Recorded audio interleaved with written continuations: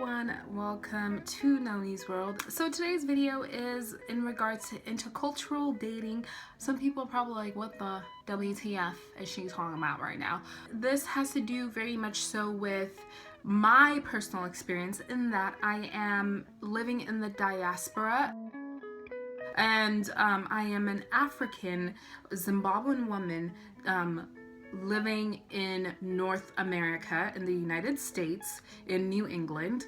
And so of course trying to find a Zimbabwean man who is Ndebele like myself, which is my tribe, is obviously a little challenging if you went to a school that was in Walla Walla, Washington and is predominantly white. So this video pretty much is going to talk about the similarities and also the differences, and I'm just going to be speaking solely from my perspective. My fiance, he is from Jamaica, and if people don't know where Jamaica is in the Caribbean, and I am from Zimbabwe. Zimbabwe is in Southern Africa. It sits between Zambia and right above South Africa. Getting together and being together has not really been the biggest challenge. Sometimes we meet cultural obstacles, but the easiest thing for us in comparison to some of my other friends who are in interracial relationships, the one barrier that we don't necessarily have to overcome is just that we're both Black. According to Taj, my fiance's name, intercultural dating is not a big deal at all. He's so laid back. He's so chill. Like, he's just so unfazed by so many things. At the same time, he's really fun and he's really loving, and he's just a lot. He's just so fun to be with. According to me, it's not a big deal at all either. It's just interesting to bump into the similarities, ways that we're very similar, and also bump into the big and major differences. So we'll talk about differences. The number one thing that is so different between us, the two of us in Jamaica, the food is freaking amazing. And in Zimbabwe, the food is fantastic as well. But what makes Jamaican food, oh my gosh, it gives me life. What makes Jamaican food so incredible is the spices. In Jamaica, they just load things up and season until you can't season anymore. I mean, like, they just season meat. It is so well seasoned. All their food is well seasoned. There's also a lot of West African influence in general in Caribbean food. So they eat a lot of rice and beans, like the mixed together. We eat rice and beans as well, but our rice is separate from the beans, whereas for them the rice and beans are together. They eat a lot of stews, so they'll have like stew peas with like dumplings in them. That's also a very West African thing to make stewed food.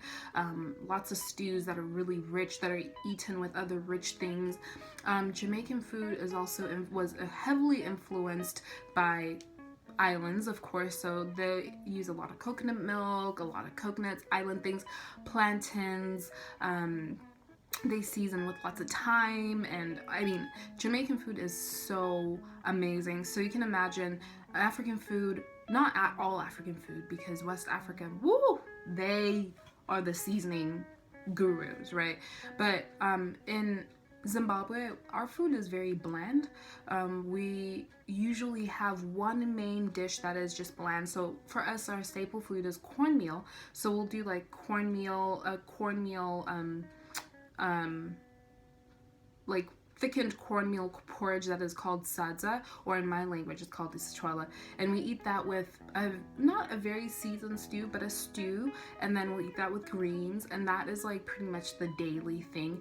In Jamaica, oh my gosh, they put the cinnamon and the nutmeg in their porridge. We eat porridge too, but they add coconut milk and vanilla, nutmeg, cinnamon. I mean, they just go wild, and I love Jamaican food. Whew. So that's the number one thing that's different, and I love that about our difference. Another thing is that Jamaicans, as far as how they are. Jamaicans are very raw and very passionate, and that is different to Zimbabweans as a whole, because we are very stern and structured. So we carry. It's not that we think. Oh, I'm saying that Zimbabweans are better. No. It's there's a big difference. Jamaicans say it how it is, which I love. Oh my gosh, I love that. They just say it how it is. They are unfiltered. They just speak their mind, and they just are such passionate beings, and I love that. Like, anything is just said with such passion and just such, and I honestly, I love it. It cracks me up. It just like, I'm like, I am living for this all day, every day. Zimbabweans are very stern and very structured. And why I say that is that we have a lot of, I don't know what the word is. I know that there's a word for it, but we have a lot of things culturally that just dictate us to walk a certain line. I don't know if it's just the colonial impact from the British, or it's just how we are just generally, but Zimbabweans, we tend to be a little more reserved. There's all these social norms. Women are this. Women are not subjects of men, but we really play our place. Sorry, I just spit. We really play our role, which is to be followers behind the man, and men lead, and I'm not saying that's not how it is in Jamaica, but it's just an example of that. Jamaicans are raw, passionate people, and Zimbabweans, we don't tell it how it is. Woo child, you will get beat. No. And we are not raw and unfiltered. We say things, but you have to really think about it, because it's just not culturally acceptable to behave in a manner where you're not carrying yourself high and all of that, which is not me. But and then one of the other things that I wanted to talk about that we bump into, Taj and I, even in our relationship, so is that Jamaica as a whole is a lot rougher than where I grew up, which was in Zimbabwe. Like, when I listen to stories of how Taj grew up, he tells me that he's seen people get chopped up, like, his neighbors were Rastafarians, and just like hearing their ideas and all sorts of stuff. And so, like, it sounds like when he was younger, he'd get injured, and like serious injuries, and it was kind of like, just wrap a bandage over it and just keep going with life, no big deal. And when I listen to some of the things that, like, just even my Jamaican friends in general, it sounds like sometimes Jamaica is a lot rougher, which if you guys meet Taj, which one day you will, but if you know Taj personally, he's a little rough. Right? Like, he's grown up a lot, especially since I've known him. He's grown a lot, so he's softened out a little bit, and I'm like the softest person you'll ever meet, so I think my influence and just how soft I am. But he's been through a lot, just growing up, and there's places in Zimbabwe you'll go through a lot, but for sure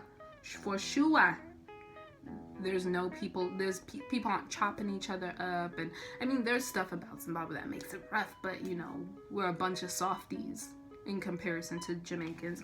And then one more thing that I need to add to the differences is, now that we are moving forward with this idea of getting married eventually here, there's a very different marriage process in Zimbabwe than there is in Jamaica, right?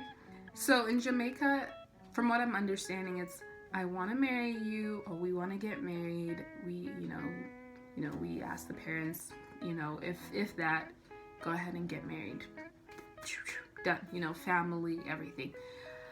In Zimbabwe now, the whole marriage process is much different, because there is this nice little thing called lobola, aka dowry. So this is a very big cultural thing. People still do lobola at home in Zim. They do lobola in Zim they do lobola. Here in America they do lobola wherever they are in the world. It's a big cultural thing. The idea of dowry now, and I remember when Taj first found out about the dowry, we were at a Kenyan professor's home. He nearly lost his mind, and we had been dating for like 2 months at that point. He could not understand why in God's holy name, he had an epic shutdown. He could not understand. His mind literally started short-circuiting. He could not understand why he had to pay for a woman. Like, that just was not, that was not, why did that have to happen? It should not happen. It should not happen.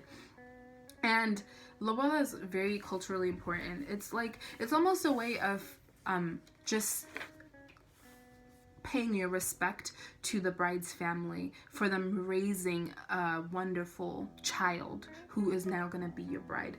And some people use lobola as a means to get their money, honey. I'm not mad, but culturally, lobola is a way to pay respect. It's a very important way to pay respect. And culturally, after lobola, you're married. By Ndebele standards, after you pay lobola, after you go through the whole ceremony, you are married, honey. And that's a huge major difference. Okay, so that wraps up all the differences. Now I'm just gonna jump right into the similarities.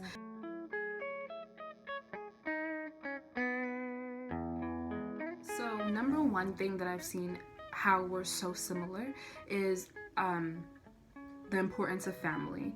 In Zimbabwe, and family is like number one.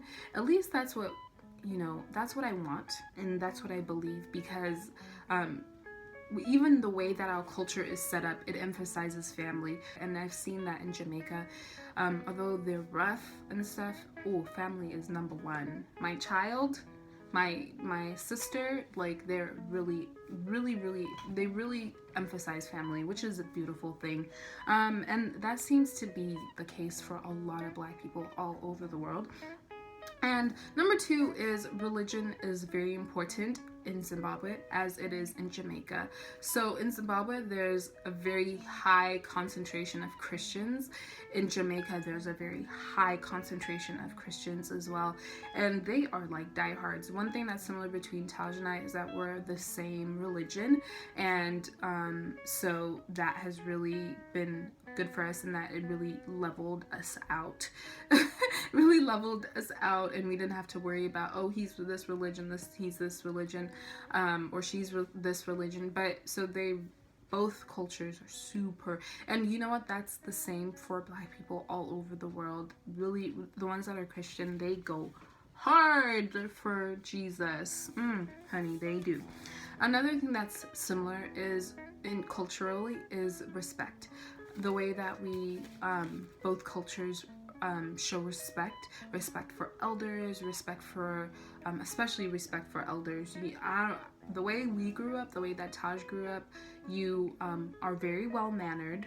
Number one, as a child, very well mannered, and anyone who is, older than your oldest sibling is Mr. whoever they are, or Mrs. whoever they are, or Miss this person. And you never call an adult by their first name unless they invite you to. So they say, no, call me Miss this, call me Sandra. And then you'd be like, hi, Miss Sandra, because you're not going to be calling an adult who, anything like that. And another thing that is similar, but also different, as I talked about earlier, is the food. Although our food is so different in the seasoning part, they eat cornmeal porridge, we eat cornmeal porridge. They eat dumplings, we eat a version of dumplings. They eat all this stuff that's super traditional to Jamaica. They eat saltfish, we eat saltfish in a different variation, but we eat it. They eat, I mean, there's so many differences in our food, yet there's so many similarities as well. When I eat Jamaican food, I don't feel like I'm eating foreign food. I feel like I'm eating African food. Because but I know it's Jamaican, because them spices be hitting the spot, honey. They just be real good. And then the last thing that I wanted to talk about is, as far as similarities, is the collaborative effort in raising children. Both cultures are super, like, when it comes to kids, it's like almost like sharing. It's almost like people share their children. Zimbabwe is a little less than Jamaica, but when I went to Zambia, those people just... Here's my child, person in the bus who I don't know. Hold them for the next 8 hours. And I was like, girl, bye. I'm not holding your child for 8 hours. I did not carry that child into this world, child. I did not ask for a child in this world, child. So you're gonna hold your child. But, side note. But there's a super collaborative effort within the community, within the family, to raise outstanding children.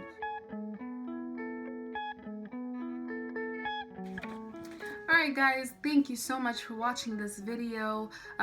Please like it down below. Leave me some comments, ask questions. There's intercultural dating, and it can cause some strife sometimes it does not. When it comes to interracial dating, now you have to overcome not only the race barrier, but then now you have to try and overcome the cultural barrier as well, which can be a little difficult. It really difficult, but all of it is super worthwhile to be with whoever you love. And you know, honestly, those barriers, those differences, for me, I celebrate them because I think that they're beautiful. It's a wonderful thing to learn about other people. And the similarities I celebrate as well, because I think that it's beautiful to come from across the world and find something similar with someone who is from so far away from where you come from. Get involved in the conversation. Tell me your comments down below. Like this video, subscribe to my channel as well, and yeah, just tune in for more interesting videos about God knows what. But I think up there, the title or my banner up there, right? It kind of tells you the idea of what this channel is about. Yeah, so I'll see you in my next video. Take care.